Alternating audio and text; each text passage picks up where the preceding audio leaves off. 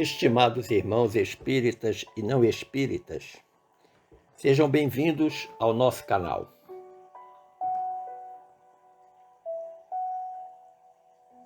Saibamos receber reconhecidamente os auxílios que a bondade alheia nos proporcione, aproveitando-os em nosso benefício, mas lembrando sempre que o autoaperfeiçoamento, para que a luz do Senhor se nos retrate no coração e na vida, será resultado de esforço nosso, ação individual, de que não poderemos fugir. Com este pensamento do benfeitor Emmanuel, que está registrado na obra mediúnica Bênção de Paz, no capítulo 13, eu desejo iniciar nossa reflexão sobre o tema que nos foi proposto: passe espírita, dúvidas e benefícios. Evidentemente que, para um assunto de tão larga envergadura,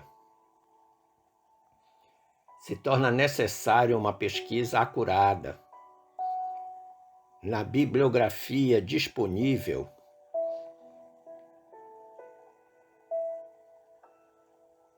na doutrina dos espíritos, tanto aquela integrante da codificação espírita, quanto as contidas nas obras subsidiárias,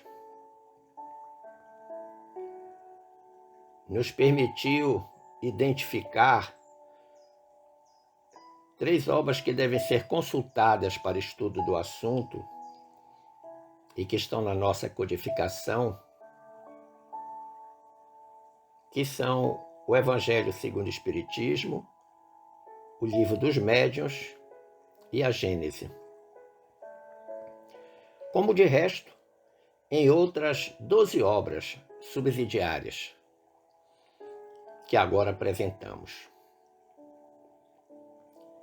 Agora eu quero chamar a atenção que isso, entretanto, não esgota as possibilidades de estudo de um assunto tão palpitante, mas que, na opinião do confrade Jacó Melo, não tem merecido a devida importância da parte dos espiritistas.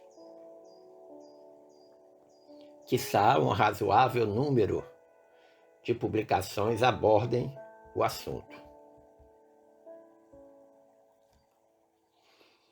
Para começar a nossa reflexão, eu gostaria de recordar o que disse certa vez uma brasileira radicada em Londres, mais especificamente em Brighton, a Elsa Rossi,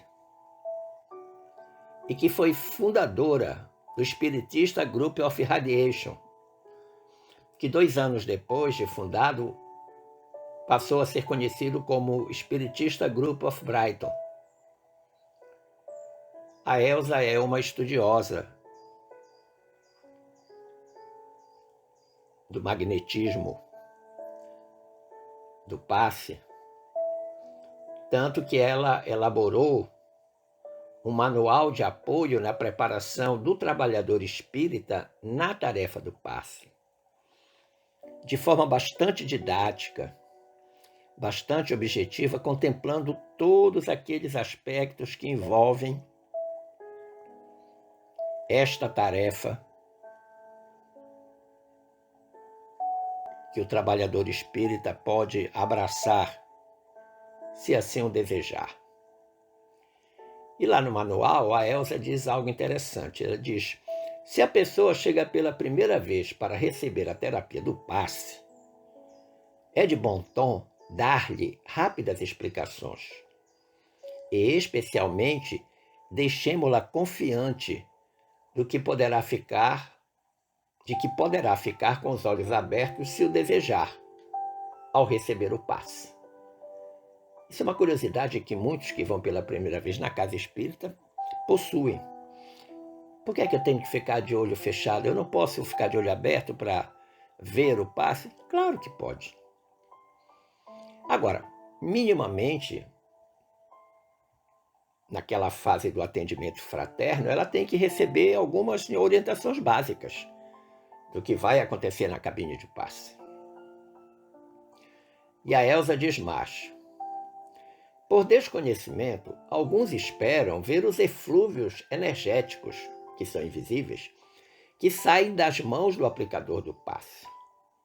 Todo mundo acha que vai conseguir ver. Poucos, pela própria mediunidade, veem as luzes e cores que escorrem das pontas dos dedos do aplicador e chegam a relatar extasiados. Então, pessoas que têm mediunidade de clarividência podem ver isto. E quando elas conseguem ver, elas ficam absolutamente extasiadas. Para a autora, todos que demandam uma casa espírita têm expectativas e perspectivas de resultados. Ninguém vai numa casa espírita por acaso. Não estou fazendo nada, vou entrar aqui nessa casa espírita. Seguramente não. Pode até acontecer da criatura ser levada, mesmo que não saiba, não tenha consciência disso, pela espiritualidade que quer lhe oferecer alguma coisa da qual ela está precisando. Mas a maioria não é assim. E para esse tipo de consulente da casa espírita, de demandante, Elsa diz: todos têm a confiança que irão receber alívio e equilíbrio em seus problemas, como efeito do recebimento de energias através do passe. Precisamos também considerar que muitos que chegam na casa espírita chegam com alguma informação sobre o passe. E pode ter conhecido alguém, encontrado alguém que disse: eu estava com problema assim, assado, fui lá, tomei um passe e fiquei bom. A gente sabe que o passe não tem esse poder curador. O passe tem a capacidade de preparar o indivíduo para efetuar a sua melhoria, a sua reforma, a eliminação das suas imperfeições que, pelo mecanismo de causa e efeito, estão atraindo as dificuldades que ela está sentindo. E a Elsa diz: é visível e se tem conhecimento de que as pessoas saem da casa espírita fortalecidas em seus bons propósitos de melhora íntima, espiritual, moral e física. Alguns chegam a comentar que, mesmo com os poucos recursos intelectuais que têm para compreender uma palestra de determinado tema, sentem-se muito bem ao saírem da casa espírita. Olha que interessante. Está chamando a atenção para algo que é factível. Mas, evidentemente, que a pessoa tem que fazer uma entrega total. Ela tem que ir, usando o ditado popular, sem medo de ser feliz. E ela faz uma ressalva interessante sobre a questão da intelectualidade da pessoa que ouve uma palestra ou recebe um passe. Isso não vai interferir em nada na questão dela sentir-se bem ao sair da casa espírita. Agora, para o exercício do passe espírita, nós temos que reconhecer que existem condições básicas. E aí, quando nós lemos o capítulo intitulado O Passe, na obra mediúnica de Emmanuel e Chico Xavier, intitulada Segue-me, lá na página 60, há um pensamento que nós extraímos para compartilhar com vocês. Diz o Emmanuel: Se pretendes, pois, guardar as vantagens do passe, que em substância é ato sublime de fraternidade cristã, purifica o sentimento e o raciocínio, o coração e o cérebro. Olha que interessante. Ele está falando para aquele que vai receber o passe. Ele não está falando do passista, ele está falando do paciente. Se pretendes guardar as vantagens do passe, que é um ato de fraternidade cristã, e é mesmo, porque é um ato de entrega, é um ato de amor, é um ato de doação. A criatura que está recebendo esse passe espírita precisa purificar o sentimento, o raciocínio, o coração e o cérebro. E quando a gente lê todo esse capítulo da obra Segue-me, intitulado Passe, a gente então identifica condições básicas para o exercício do passe espírita. Que condições foram essas que nós identificamos? Fé, amor ao próximo, disciplina, vontade, conhecimento, equilíbrio psíquico, humildade, devotamento e abnegação. Então é um cardápio extenso, é um menu considerável que o passista precisa desenvolver para poder exercitar o passe espírita. Quando nós lemos a obra de Raul Teixeira e de Valdo Franco, intitulada Diretrizes de Segurança, tem um capítulo nessa obra chamado Passes. E Raul e Divaldo dizem que existem 3 tipos de passe espírita. O passe dito magnético, em que o fluido emana basicamente do próprio passista. É o passista que doa o seu fluido ao paciente. O passe espiritual, que representa uma doação direta dos espíritos ao paciente, sem ação dos médiuns, sem interveniência, interferência dos médiuns. E o passe misto, também conhecido como humano espiritual, em que há a participação fluídica dos espíritos e dos médiuns. Os espíritos se aproveitam dos médiuns para fazer a doação fluídica para o paciente. Mas é fato que o assunto é cheio de dúvidas, de controvérsia, de mistérios. Quando a gente lê os antecedentes históricos da questão do passe, da magnetização, né, a gente percebe que houve uma época na humanidade que quem tinha essa capacidade, essa potencialidade, era considerado curandeiro, bruxo, pajé. Muitos morreram queimados. Por uma questão de tempo, nós vamos centrar a nossa reflexão sobre o passe espírita magnético. Aquele em que o fluido emana basicamente do passista. A gente sabe que no passe há uma troca de energia entre quem doa e quem recebe. Portanto, deve haver dúvidas, tanto do lado do passista quanto do lado do paciente. E dúvidas, as mesmas dúvidas em ambos.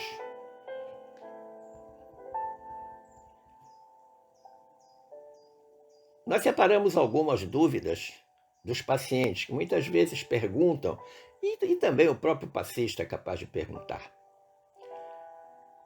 Nós fomos lá num estudo feito pelo Eugênio Lisei Júnior, que está no portal espírito.org.br,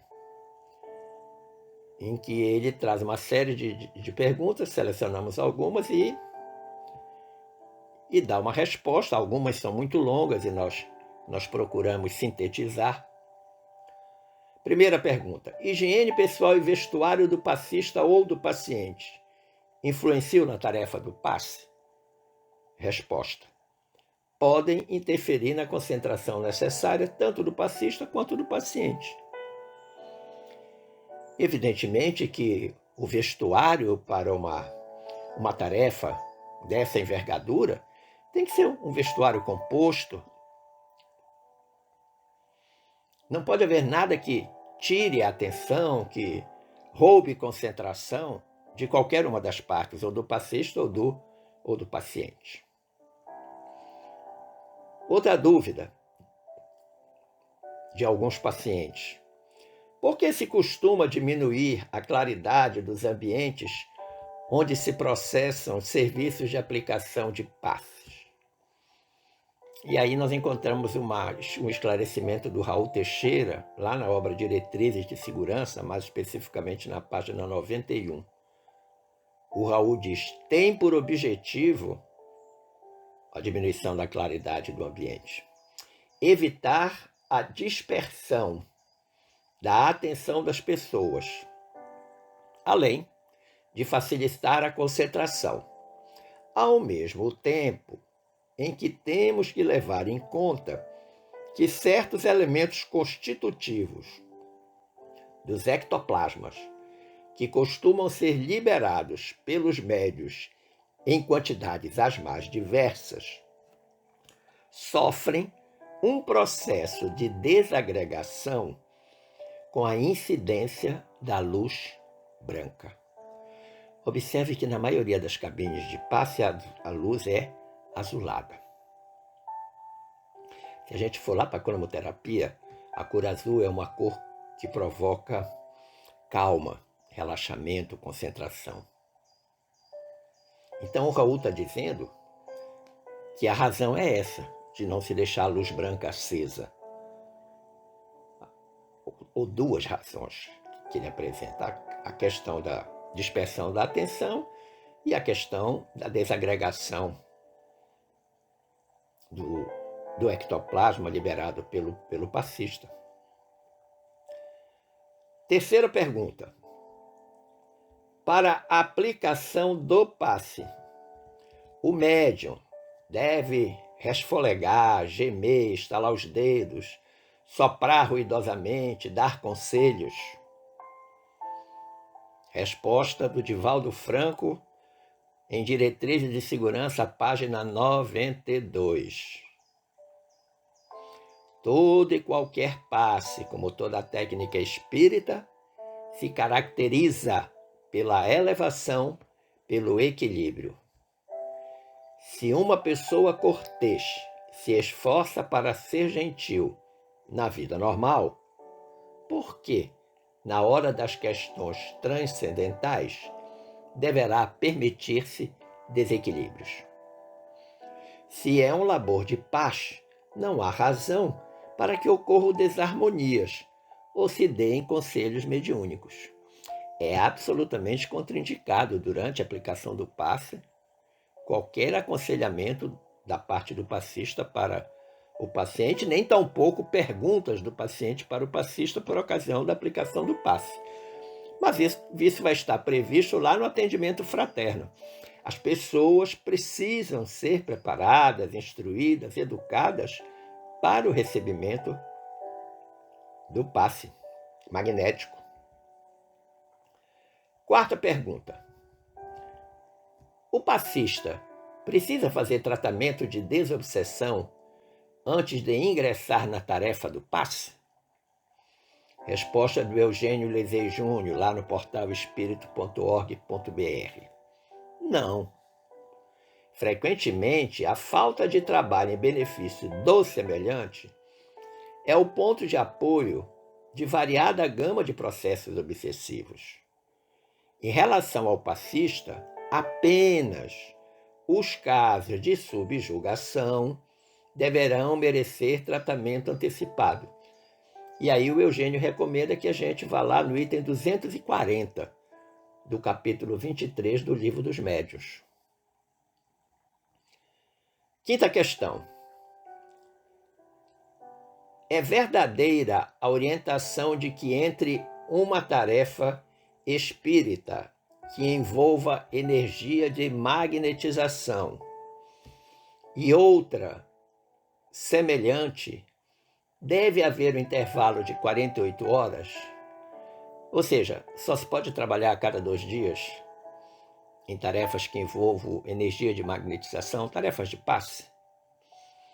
Resposta do confrade Jacó Melo em seu livro O Passe, Técnica e Prática.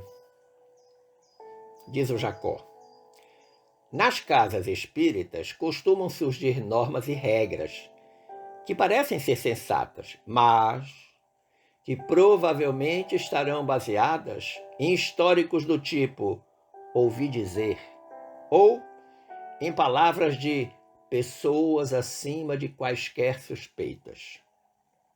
Entretanto, quando se analisa esses procedimentos com mais cuidado, é comum chegarmos à conclusão de que ou há uma preocupação em não deixar que o trabalhador se extenue, ou que ele não tenha como observar os próprios limites, ou ainda, com medo de perdê-lo, seja de um setor para o outro dentro da sua casa espírita, seja de uma casa espírita para outra casa espírita.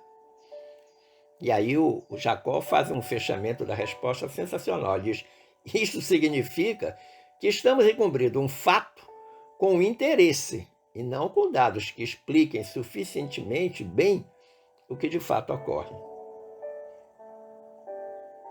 Então não há nenhuma prescrição de que entre uma tarefa e outra de energia de magnetização, o trabalhador precise descansar 48 horas. Sexta questão: os passistas espirituais deverão dispensar todas as técnicas e apenas valer-se de imposição sobre o coronário, já que os fluidos predominantes são do mundo espiritual? Responde o Jacó Melo na obra O Passe. Se houver garantia de que o passista é apenas e tão somente espiritual, ou seja, sem deixar transmitir nenhum fluido magnético, ou seja, do próprio passista, poderá sim ficar apenas na imposição das mãos.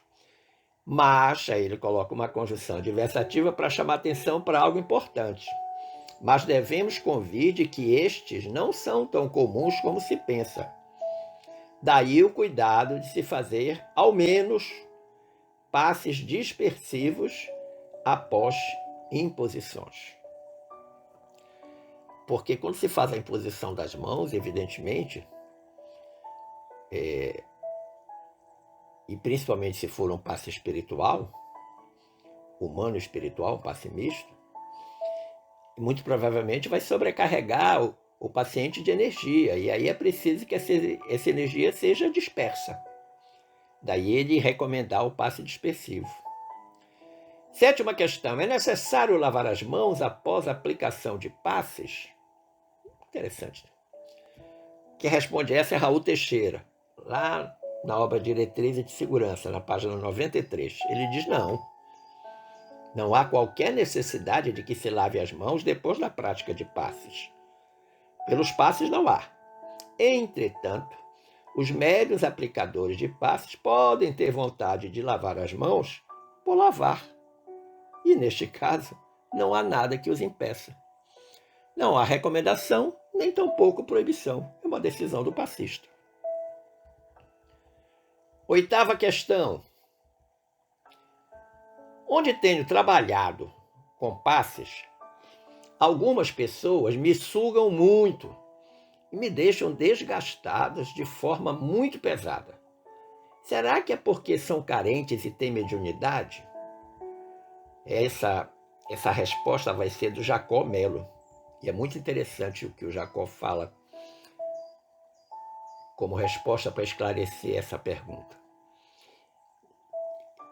Dirige-se exclusivamente aos passistas, e a gente já ouviu isso várias vezes.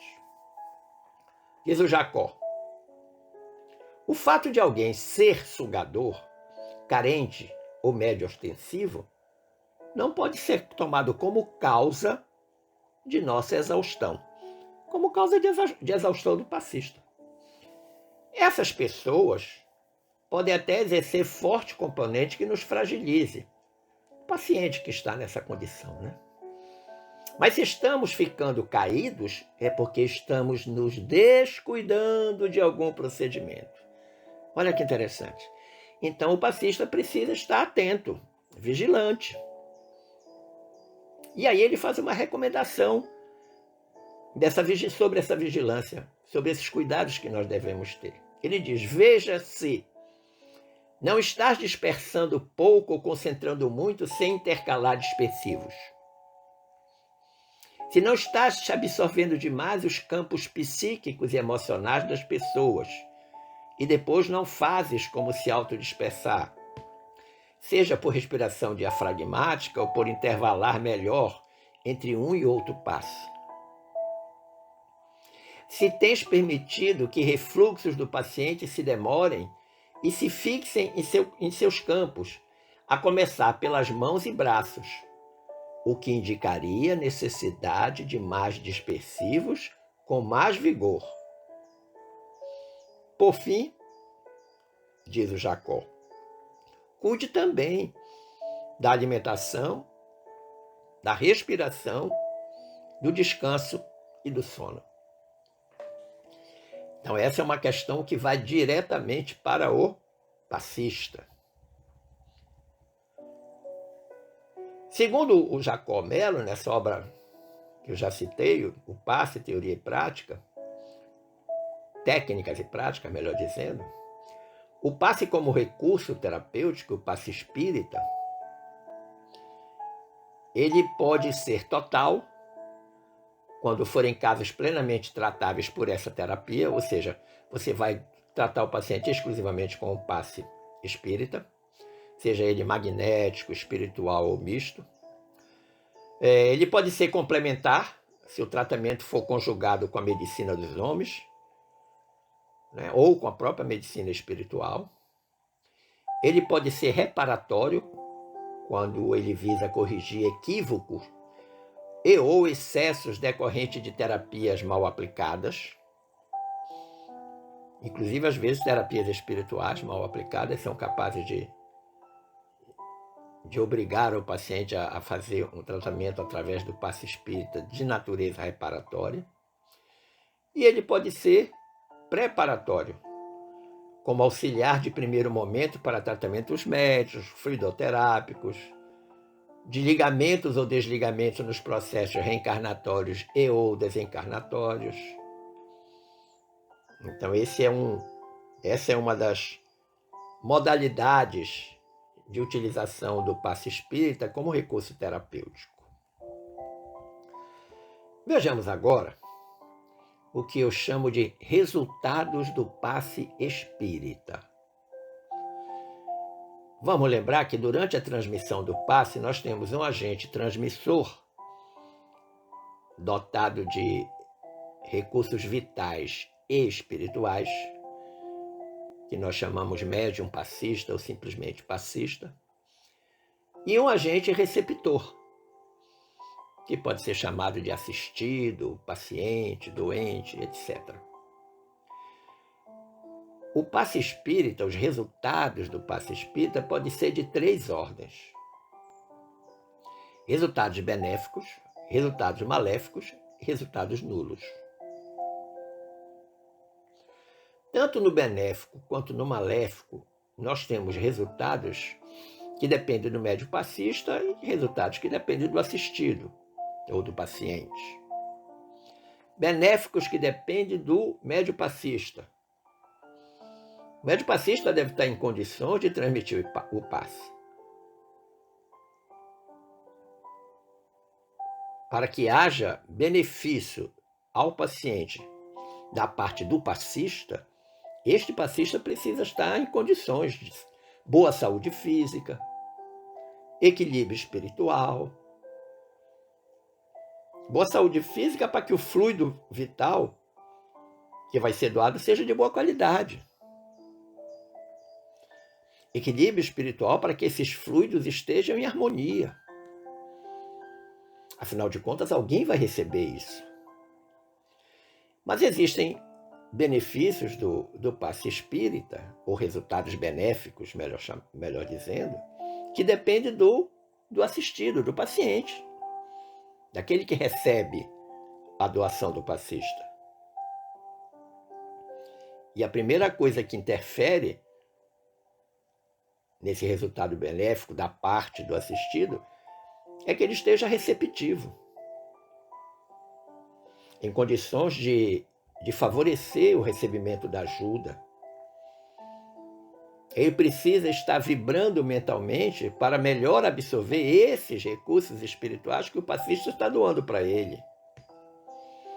E algo extremamente importante, ele tem que ter uma grande disposição de se melhorar espiritualmente. Por uma razão muito simples que o Jacó Melo chama a atenção. A ajuda do passe é passageira. E ela só poderá se fixar através das modificações íntimas, da reforma íntima, da melhoria interior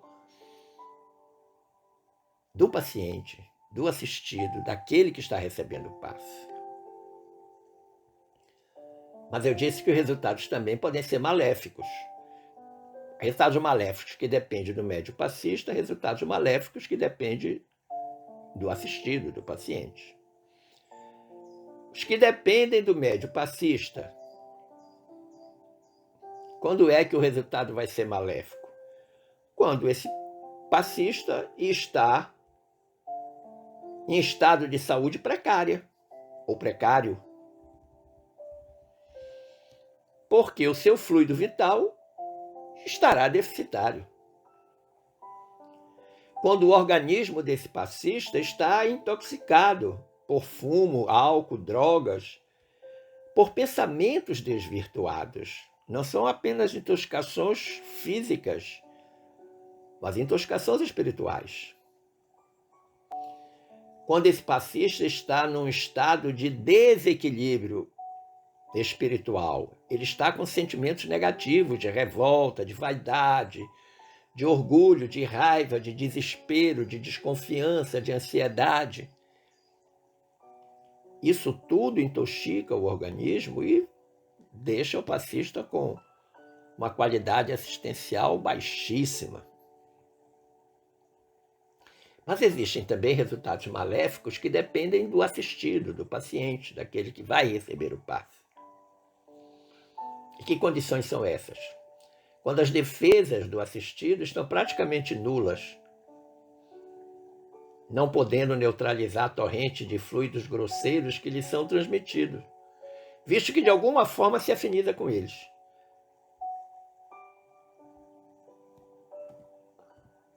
É tão pobre, é tão carente a defesa do assistido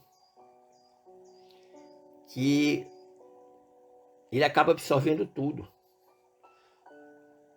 E evidentemente que o estado de pobreza que ele se encontra vai atrair coisas que se afinizam com essa pobreza, fluidos que se afinizam com essa pobreza e que com certeza serão fluidos grosseiros, não serão fluidos sutis.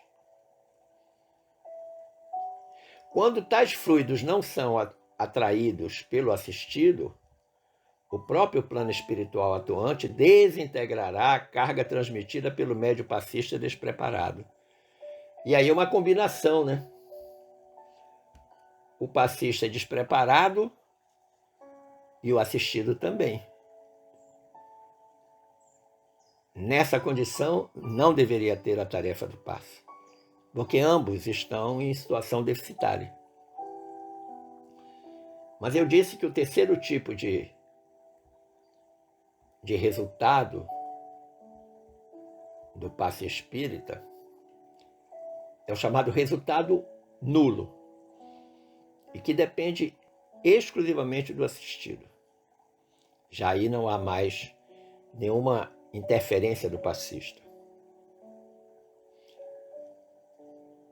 É naquele caso em que, embora o médium passista, o passista tenha toda a boa vontade, faça todo o esforço de doar o melhor possível para a criatura, o assistido está ali numa posição impermeável, girando dentro dele sentimentos de descrença, de vaidade, de aversão, de leviandade. Muitas vezes ele está ali porque foi, entre aspas, obrigado por alguém ou por alguma circunstância. E quando falta boa vontade, nada acontece. Se nós pudermos apontar benefícios para o passe espírita, aliás, se pudermos apontar, não, se pudermos pesquisar, nós vamos encontrar muitos, mas que estão sintetizados em praticamente uma apreciação que Kardec faz no item 20 do capítulo 14 da obra A Gênese. Kardec diz assim: o pensamento é uma emissão que ocasiona a perda real de fluidos espirituais. Então, quando a gente pensa, a gente perde fluidos, se pensa mal, claro. E, conseguintemente, de fluidos materiais, de maneira tal que o homem precisa retemperar-se com os eflúvios que recebe do exterior, dos passes, por exemplo. Olha que interessante. Nós estamos permanentemente recebendo energia e perdendo energia. Muitas vezes a gente perde mais do que recebe, principalmente nas situações de equívoco espiritual. E a gente precisa, então, se reabastecer.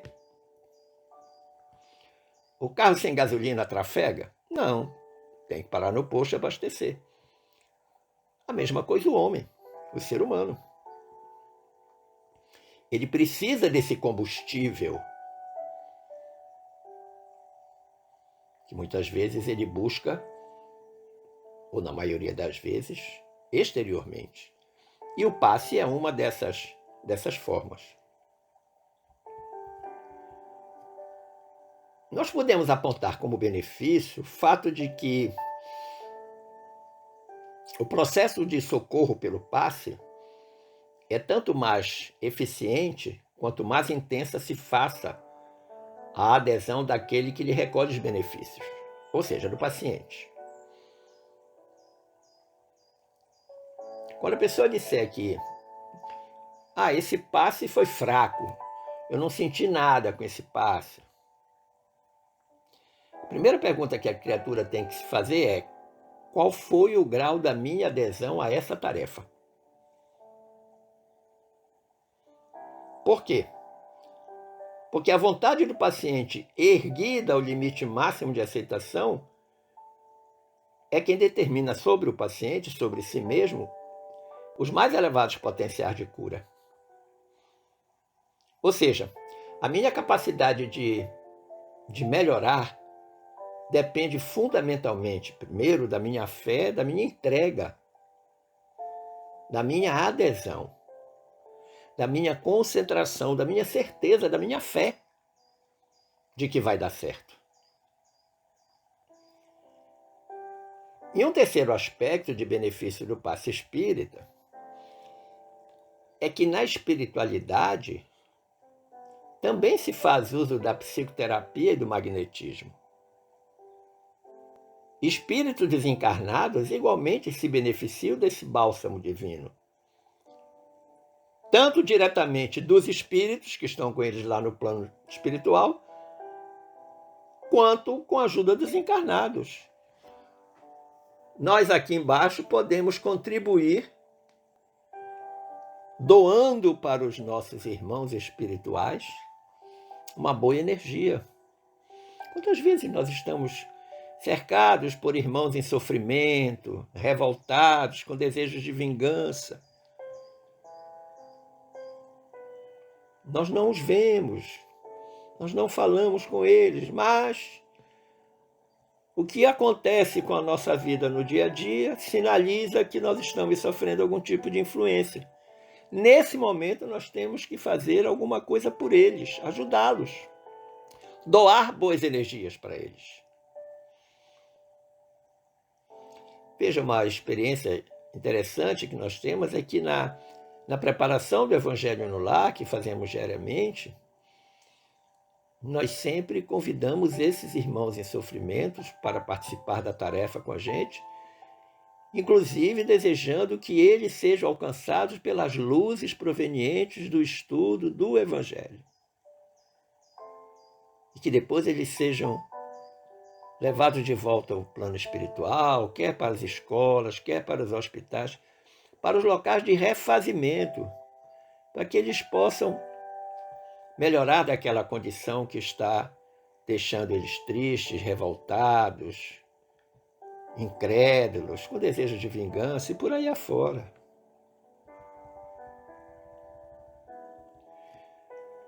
Conclusivamente, eu fui lá no livro Ciência Espírita, de José Herculano Pires, e encontrei algo que eu trouxe para compartilhar a título de conclusão. Diz o Herculano: